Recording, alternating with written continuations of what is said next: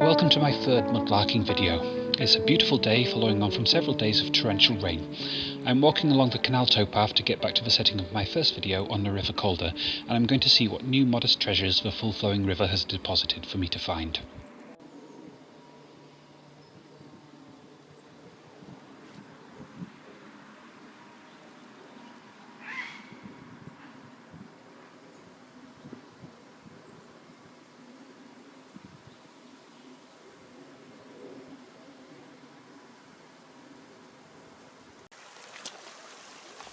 The first few finds are a piece of blue and white pottery with a nice little flower pattern.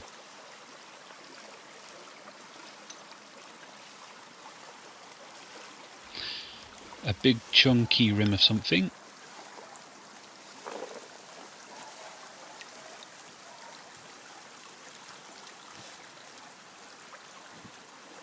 And some more blue and white, probably the edge of a plate with a geometric pattern.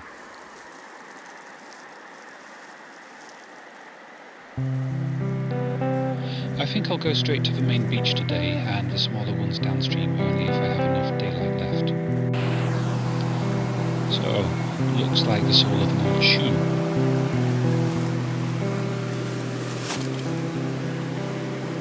And that's exactly what it is, with a little heel and lots of small copper nails holding it all together.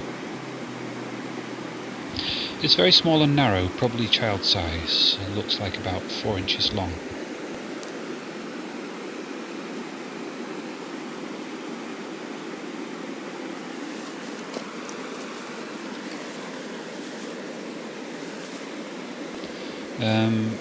A small piece of teapot spout. I don't think I'll take this.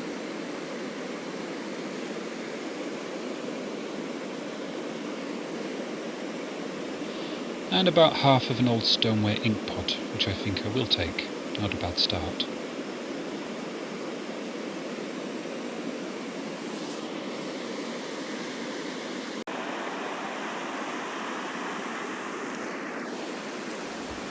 A lid of something, glassware, again very small and has a notch for a spoon to go through. Top of the mustard pot, I guess. It seems to be slightly amber in colour. I wonder if that's staining from the river or colour in the glass. The old electrical insulator, and I didn't spot this before, so it might be a new arrival or just be more visible in the wet. It's a ceramic figurine in an old bustle dress, probably a female figure, unfortunately missing her head and feet.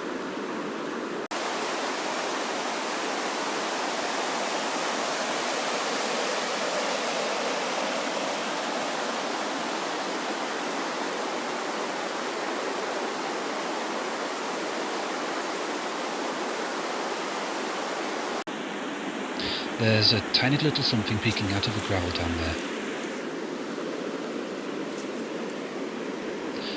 Oh, I know what this is.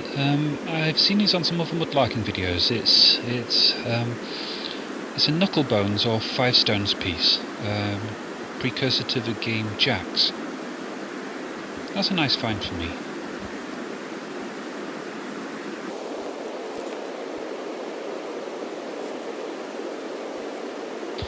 Interesting shape of ceramic, probably something bathroom related. I'm not sure if it's off an old sink or a cistern or a toilet.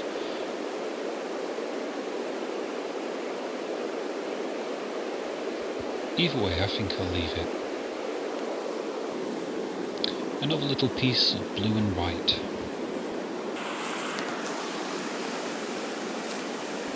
Oh wow, it's an old head that now unfortunately resembles a young Ronald McDonald.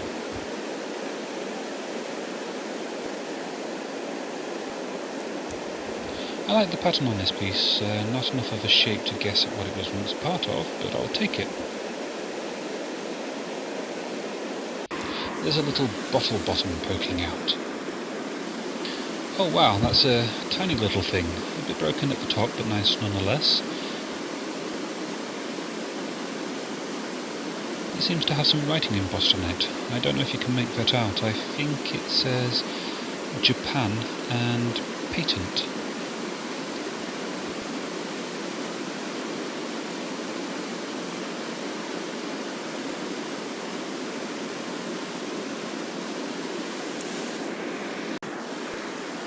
Here's a little piece of pipe stem, and quite exciting for me, what looks like the bowl of a pipe too. Gently pull it out. Oh, it's not very long, but it's still the most complete pipe I've found on this river. I'm happy with that.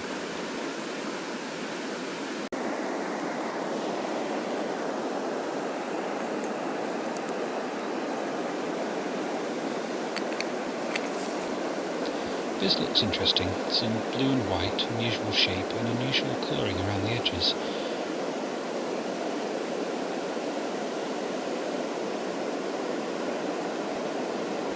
A tree in a pagoda, a garden scene, more picture than I usually get here.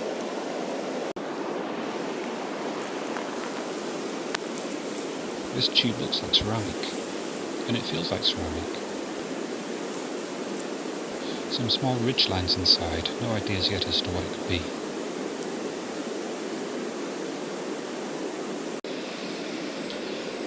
This also looks ceramic. There's the remains of a screw fitting, and these around the midpoint look like they were designed for something to clip onto. What an unusual spout. Does anyone know what it is? Please tell me if you have an idea.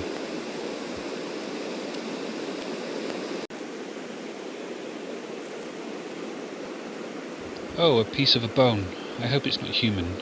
I don't think it is. It looks like it's been clumsily butchered. Probably an animal bone. I'll take it home and learn a bit about identification. That's intriguing. I guess it was kind of round once upon a time.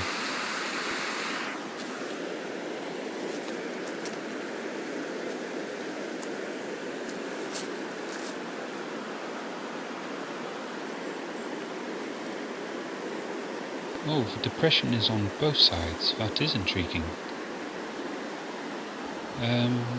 So it can't be the base of a gate post, and probably can't be a milling wheel.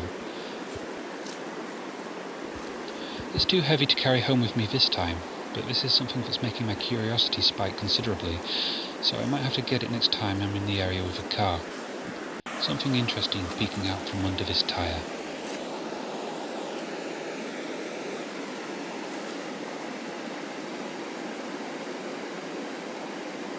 I think it's a base from a trinket box, egg-shaped, and I think my grandmother had something very similar which she used to store her pills in.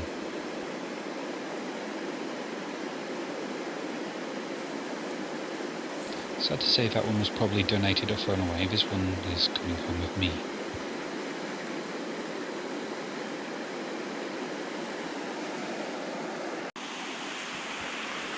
This looks like a knife handle, or rather, nearly half of a knife handle.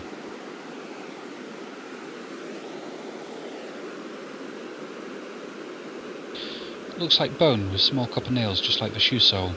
A nice little thing which is probably somewhere between a few decades and a few 100 years old. Tiny little wheel, a rubber tyre around what looks like aluminium. I wonder what sort of toy it was from.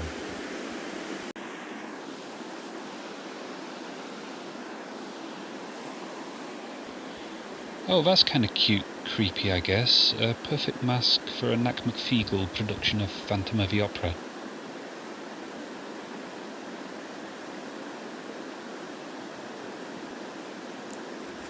It's trying to escape, but it's not going to, not today.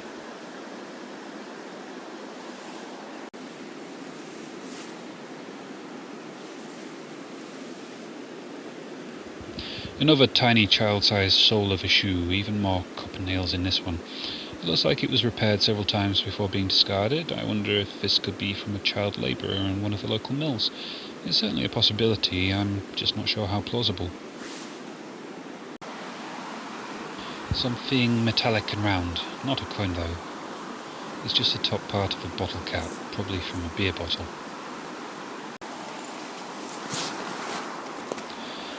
Interesting piece of glass, some kind of a lens I think. Another round piece of glass. I think this one is actually half a marble, which is both a shame because it's broken and a nice find with rounded edges and a very neat break. I'm happy with this.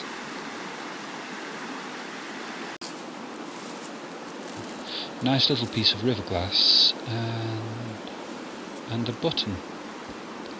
I think it's probably plastic, so not all that old, maybe 50, 60, maybe less. And this, designed to hold a wick or a flame, maybe part of a paraffin lamp? Do let me know if I'm wrong, I like to learn. It's quite hidden, but it looks interesting. It's a gun of some kind. Could it be a murder weapon disposed of by a desperately fleeing criminal? I think it shoots bubbles. Terrifying and deadly bubbles. What's going to be on the other side? Oh, looks vaguely Christmassy.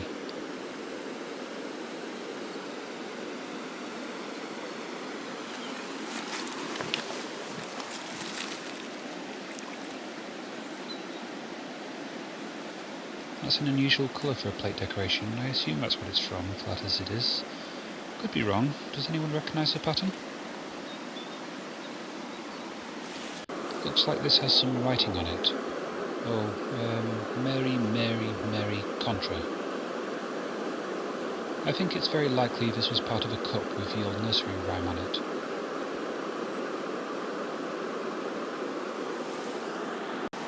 This looks interesting.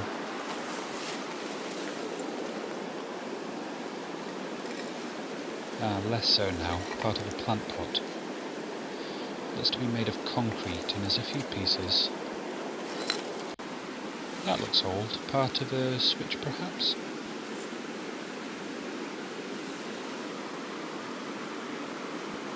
Unlike anything modern I know.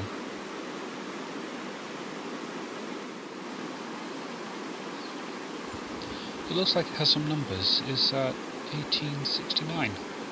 Can't be, can it? I don't think electricity was in widespread use in the UK until 1880s.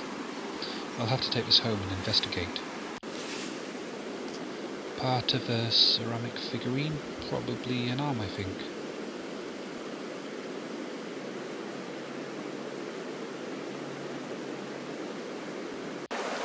I'm just heading down to one of the smaller beaches and I've just spotted this. It's a blue-haired, corset-wearing Lego person.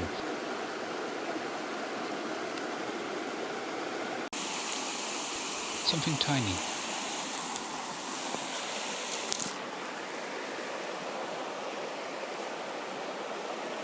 It's another button, also plastic.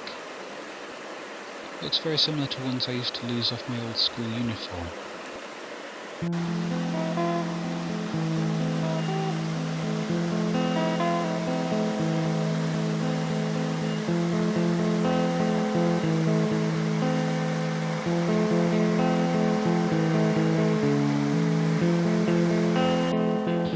A floating apple and a floating egg.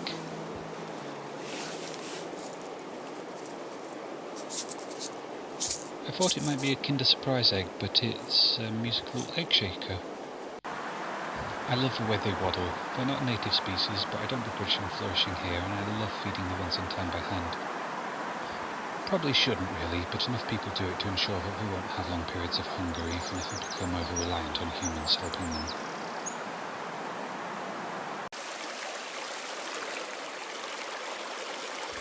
Ooh, that's a nice colour, and nicely worn. It's probably the nicest piece of broken teapot spout I've seen yet.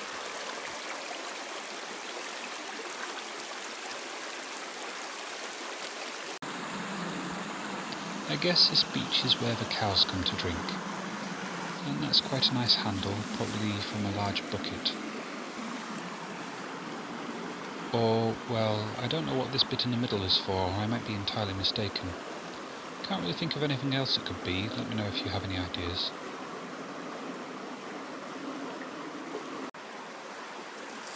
Some old pottery, and that looks quite fire blackened. Interesting pattern on it though.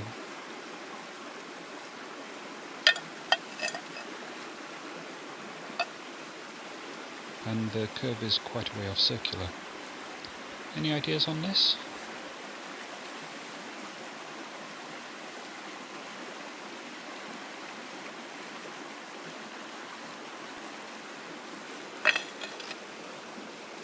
A piece of pipe stem and this. Oh, this is thick and it's heavy and it's quite crudely made. This is interesting.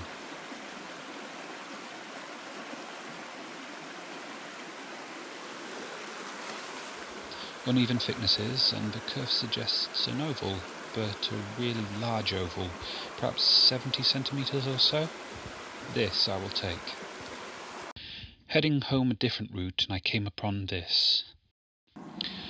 It marks the event but not the location of a murder, and it says, "A full and true account of a barbarous, bloody and inhuman murder," which is a headline quoted from an article which continues, "Committed upon the body of Mr. Dighton, officer of excise for the town of Halifax, on Thursday the 9th day of November, 1769. William Dighton was investigating a gang of counterfeiters in Crag Vale, known today as the Crag Coiners, and he'd arrested their leader, David Hartley. Two farmhands employed on his farm followed a plan concocted by David's brother, ambushed Dighton in Halifax and shot him dead. Robert Thomas and Matthew Normington were executed for the murder, and two actual members of the gang, David Hartley the leader and James Oldfield, were later sentenced to hang for clipping and diminishing the gold coins of the realm. It's also possible that between this murder and their conviction, some of the gang members might have committed another, far more barbarous and inhuman murder, that of a farm labourer called Abraham Ingham. Legend has it that he was overheard in a pub in Heptonstall saying that he knew the identities of Dighton's killers, and he was going to report them to the authorities. As a result, he was grabbed around the neck with fire tongs and thrown into the fire, and then burning coals were poured into his breeches, which killed him. A very sorry tale, but it is interesting. A very pretty bird, but I'm glad it's not squawking. It seems that in the UK at least, the prettiness of a bird is inversely proportional to the prettiness of its song. Peacocks make horrible sounds.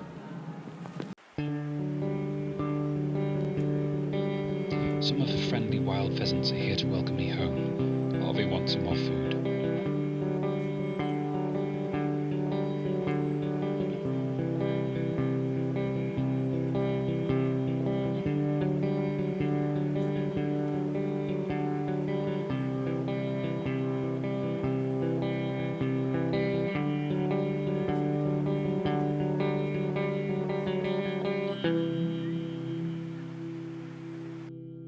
Roundup time. First I did quite a large pickup of river glass, and all this came from this outing. It's for crafts and art, and the cold dark winter nights are coming, which I intend to fill up with creative activity. I picked up quite a lot of pottery too. I'm starting to read up on how to date pottery, and I thought I should have a good sample range to work with. Next, some of the more interesting pottery. This is an interesting piece. I don't think I've seen a dish or pot edge like this before. It's quite shallow for a mug, but I think this is the remains of a handle that's been broken off. A fragment here of what was probably a well-known children's nursery rhyme on a cup, "Mary, Mary, quite contrary," which, as many viewers will surely know, is commonly thought to reference Queen Mary I, often referred to as Bloody Mary. Interpretations vary, from the silver bells in the poem being torture devices used in the extermination of Protestants, to being a reference to Catholic church bells. Another possibility is that the Mary in question was Mary Queen of Scots, who was a cousin of Mary I and Queen Elizabeth I. The interpretations relating to her aren't quite so dark. This thing is something of a mystery. It looks like a spout, and it has what looks like screw thread here, and these bits look like something could clip onto it. Does anyone have any ideas? I don't. This tiny porcelain figure is interesting. I think the dress style, if it's based on UK fashions, probably dates from around the 1780s, but the figurine itself is probably from quite a bit later. Shame she's missing her head and her feet, but well, most of her finds have been discarded for one reason or another, and she was likely broken before she even got into the river. Next, this heavily worn figurine head looks slightly less like Ronald McDonald now that it's off the beach, and a fragment of a doll's face, lovely and creepy as befits the Halloween theme that's still lingering around the local area, all the rotting pumpkins and the skeleton emerging from the canal bank earlier, and of course the murder marker stone. This is the most complete pipe I've ever found in a river, so I'm very pleased with that. I like the wear and tear on this bowl too, and this, I don't often find this end piece of pipe, so that's a nice find as well. 2 buttons, one quite broken, one modern and plastic, better off pulled out of a river than left to get eaten by wildlife, and the wheel off a toy car. It's rubber rather than plastic, so probably not a modern one. I picked up these stones for a craft project, and this one because it reminded me of the Bird's Nest Stadium from the Beijing Olympics. The way it's knitted together is quite pretty. It's probably only some slag from old ironworks, but I like it anyway. These remains of shoes are fascinating.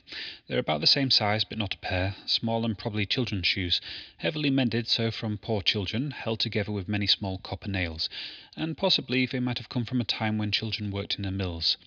Very sad and shameful time. It still happens in the world even now. It shouldn't, but it does.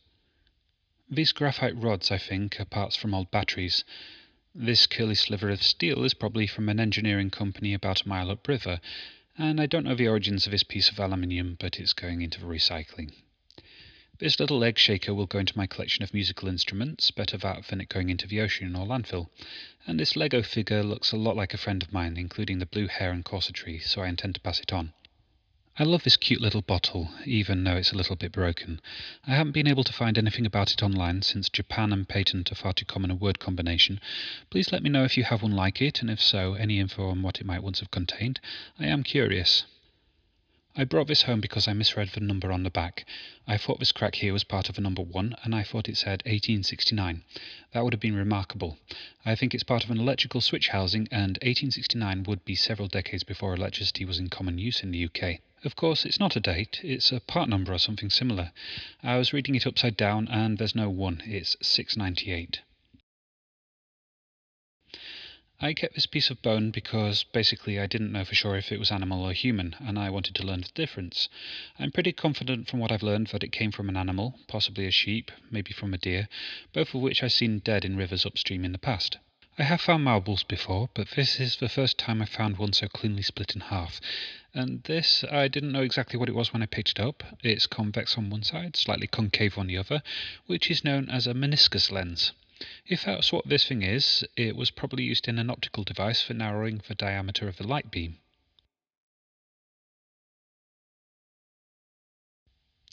Gotta hope for something really old and interesting in each video, and today it's this. It has a lovely look and an old feel about it. At a rough guess based on the curve, whatever it was about 60 to 70 centimetres in length and 40 to 45 wide. It's crudely made, has the remains of a white slip glaze underneath the top glaze, on the outside as well as the inside. I don't think it was very deep. Elements of the rim suggest that it wasn't much deeper than this, so it might have been something like a paella dish or a dripping catcher tray placed beneath spit roasting animals. That's the opinion offered by the liaison at the drop-in event held by the Portable Antiquity Scheme. She said she thought it was probably 17th century, and she took it away to catalogue it, along with the antler handle I found in my first video, and the bone handle I found in this one. I'm quite badly organised, so I'm recording this roundup quite a while after filming the outing, and that's why I don't have these last few pieces to film. I am working on getting better organised though, and hope to be soon. I hope you've enjoyed this video. The next one will be filmed with a new camera and some wellies, which will allow me to wade into the water. If you have enjoyed it and want to see more, please subscribe, like, comment, share. It all helps grow my modest audience and keeps me enthusiastic about making more videos. Thanks very much for watching, and goodbye.